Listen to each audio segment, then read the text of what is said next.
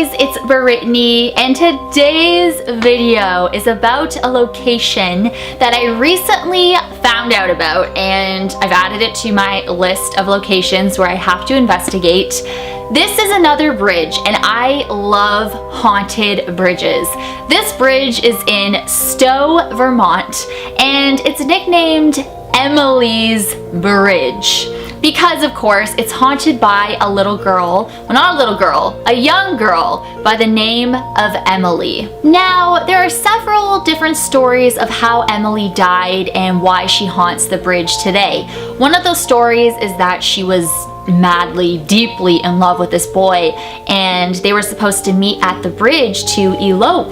And Emily was there waiting, but the boy never showed up, and that crushed her. Like, she was heartbroken. So she decided to take her own life, and she hung herself from the rafters. There's another story where she fell in love with a man. It was her wedding day, and he never showed up. So she took her parents' carriage with the horses, and she just, went off, and she was so angry, so heartbroken, and she wasn't really focusing on where she was going, but she was heading towards the bridge, and before she could, direct the horses to go one way away from the bridge, it just turned to this whole accident, and then she died. Now, there are, several stories, like I said, they're all kind of very similar, but what's very crazy is that there is no proof that Emily ever did exist. So this whole story is just with Emily and stuff, and how she came to be as the ghost at this bridge. It's a crazy story. So getting into how the whole Emily thing started. So in 1968, there was a high school student that came forward and said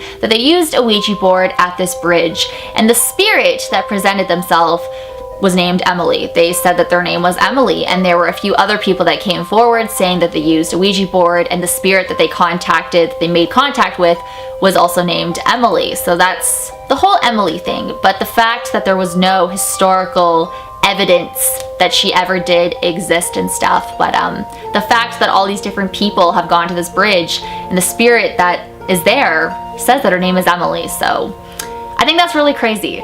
It's very interesting, and it makes me want to go here even more, and you guys know, like, I will go here. Now, the people that say that they have contacted Emily on that bridge all have said that Emily told them that she was killed on that bridge by her fiance's mother.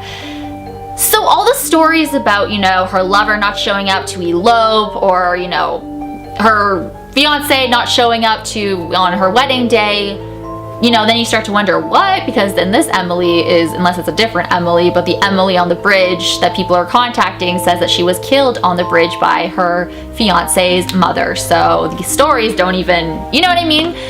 It's a crazy story. It's really bizarre. But obviously Emily is harmless. She's not bad in any way. It's really sad that she died on that bridge, and she just feels an attachment to that bridge, and she stays there. So I definitely want to go to this bridge so badly. There's so much paranormal activity at this bridge. And they say that the most activity happens between 12:30 in the morning to 3:30 in the morning. So, 3 o'clock, of course. When people go to this bridge and they park outside of the bridge, there will be scratches all over their cars. They will hear somebody scratching their cars when they're inside the car, like the top of the car. It sounds like somebody's on top of the car, which is terrifying, and it reminds me of Jeepers Creepers 2. Remember when he's on top of the cop car? Ugh.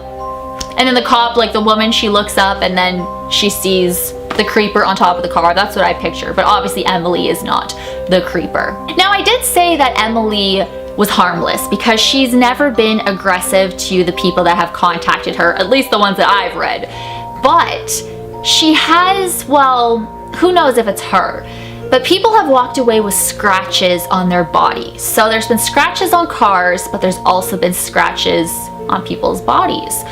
So is that Emily, or is there another entity that's haunting this bridge that hasn't really, doesn't really have a name, hasn't really come forward and said who they are? Because Emily seems so innocent and, nice, unless she's just, messing with you and playing with your mind, wanting you to think that she is indeed a nice girl, but really she's not. So the scratches kind of concerns me. There have also been sightings of a white apparition at the bridge. There's been, you know, footsteps, a girl screaming, which could in fact be Emily, you know, when she was being killed. So there's a lot of activity that happens at this bridge, and it's a very sad story, but I want to know who is scratching these people, because it doesn't seem like it's Emily, but maybe it is her. Like, maybe she's not nice. I don't know, or maybe she just wants to give a sign that she's there, or it could be some other entity. And this bridge is actually called the Gold Brook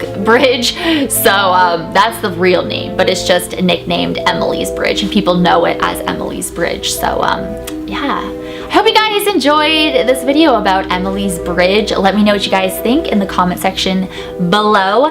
Thank you guys so much for watching. As always, you rock my world, and the song lyrics of Michael Jackson. Hashtag Team Pretty44, hashtag Barilla Rins, hey! And I will see you guys in my next video. Bye!